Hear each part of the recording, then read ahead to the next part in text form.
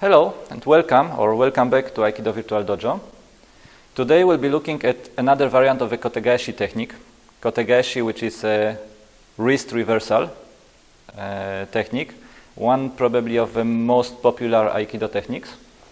And this one is actually a very nice technique to start learning projections and high falls. So it is quite easy to get the uke into a high fall, and it is also quite easy for uke to learn doing high falls, doing the ukemi for high falls, because actually the nage, the person doing the technique, can nicely control with both hands the position of the uke and adjust on the way if needed. If the uke is falling in the wrong way, you can always adjust slightly.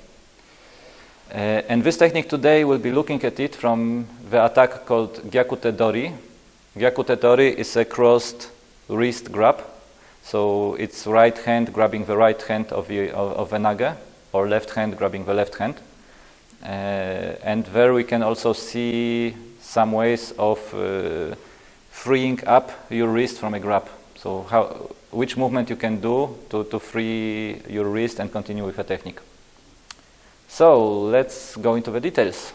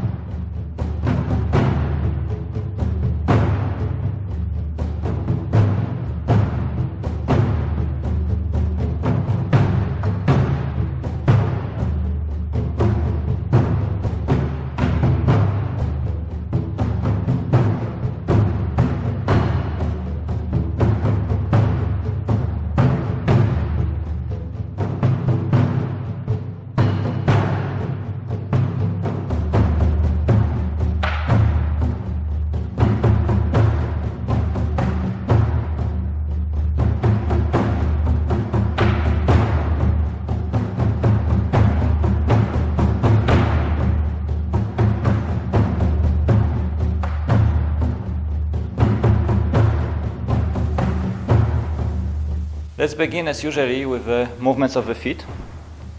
So here we will take a few steps, a few movements, big movements of our legs, of our feet. The first one is, as I enter with the first opening, I go around with the hand.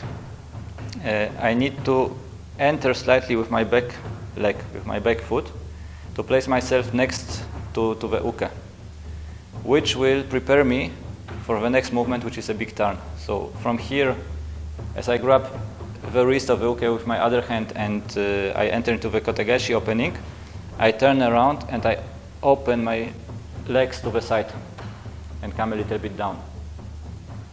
The next one is applying the Kotegaeshi throw, or the takedown. I will move the leg which is close to the uke now.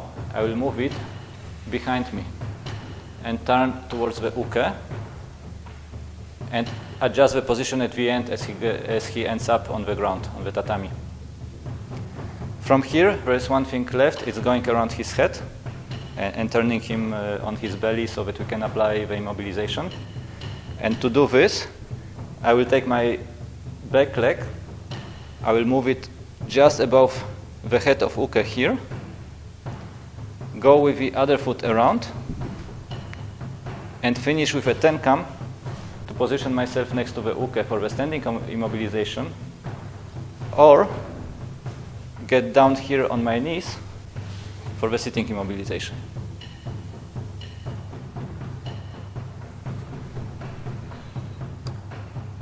As we begin the technique, we're going to begin with the opening movement, which is essentially a two-step. Okay? So I'm going to step in, grab the wrist, and as I open, I turn and my energy goes forward. Ending up in this position, lateral or side by side to my partner here, shoulder to shoulder, and the arm comes directly in front of my center. Okay, so I'm not going to leave the arm behind, but moving in such a way that I move and turn so that the hand comes in front of me this way, here. Okay. The second arm is free and can kind of generally show the direction, also able to do other things just in case. From Gyakute-dori, to begin the technique, there are basically two ways we can enter into the opening movement. So from here, as we take our two-step, the first possibility is just simply as we step in to lead out through the fingers and the thumb as we turn, opening my partner's arm and escaping through the opening between his thumb and fingers here.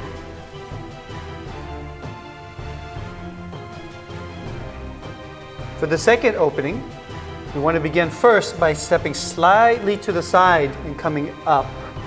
Okay, as we come up and over, we can think about leading through the thumbs and then all the way over to the other side with the fingers. We come back down on the other side of the arm and enter. And this way his wrist is in a good position and it breaks the grab as I turn. From this position, after the opening turn, when I have Duro's wrist in front of my center, I'm open here. I need to do now the Kotegaeshi, the reversal movement for the hand, which goes normally this direction. So I entered, we came from there, we came in this way, and from here I reverse. So this is why this technique is Kotegaeshi. When I do it, I don't want to release the connection that I have with Duro already here. So now we are connected, I'm controlling his center, his feet, he cannot move too much or he cannot go directly against me because I have him here. So I don't want to release this connection and let him come back up again and get close to him where I'm vulnerable. Okay, so the way of moving here is that I use my center, my whole body, to step back and turn towards the uke, towards Durward. And as I do it, I keep the connection between my center, the point of connection here, the grab here, and Durward center. And I use the energy of this movement to take his balance. In doing the Kotegaeshi, as we step back and we want to stay connected with our partner. And here, with the wrist reversal, the Kotegaeshi, we're not just applying it against the wrist, but we want to keep that connection all the way through the wrist, the elbow, the shoulder, and deep into the body, all the way down to the feet. Okay? So to do that, we can use the hand to guide and visually even see that energy coming back and into our partner all the way down to the feet. Okay? And this is different than just turning the hand into a reverse direction behind our partner, okay? Which only usually applies in the wrist, which can definitely injure the wrist, but has a little bit less effect on the total body and the total system of my partner. Okay? So opening and connecting through the wrist, elbow, and all the way into the body, into the feet, back into my partner.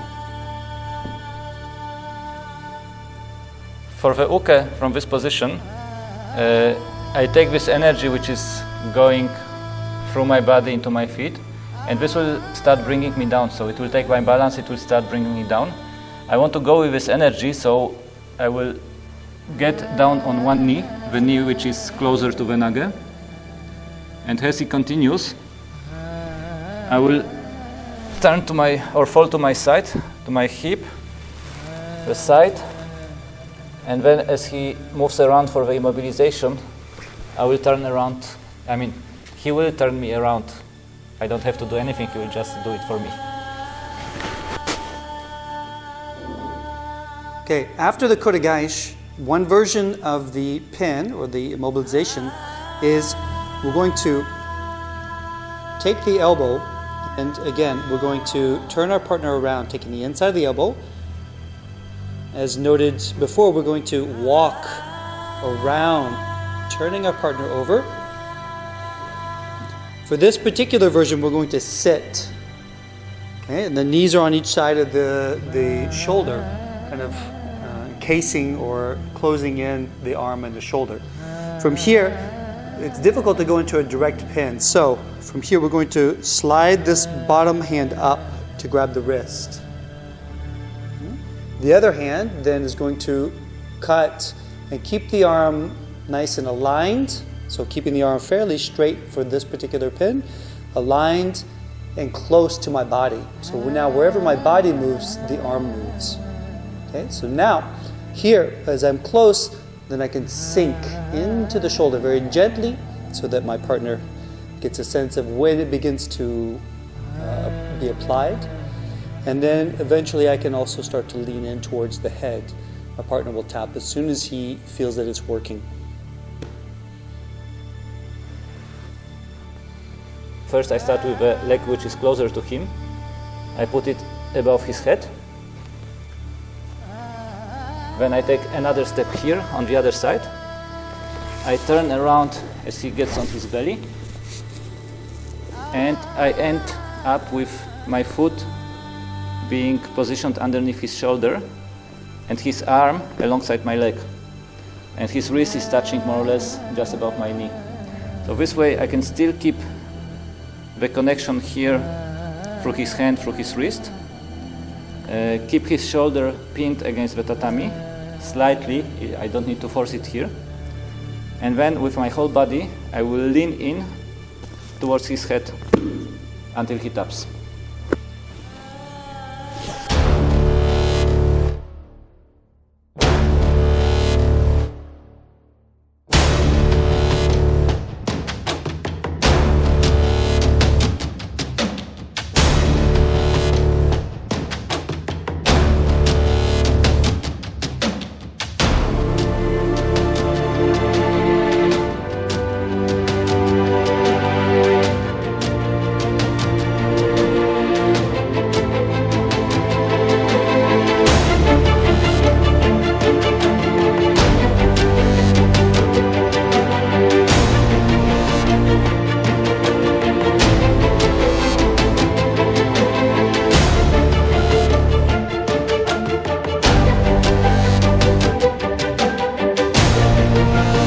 If you like our video, give us a thumb up and share it with your friends.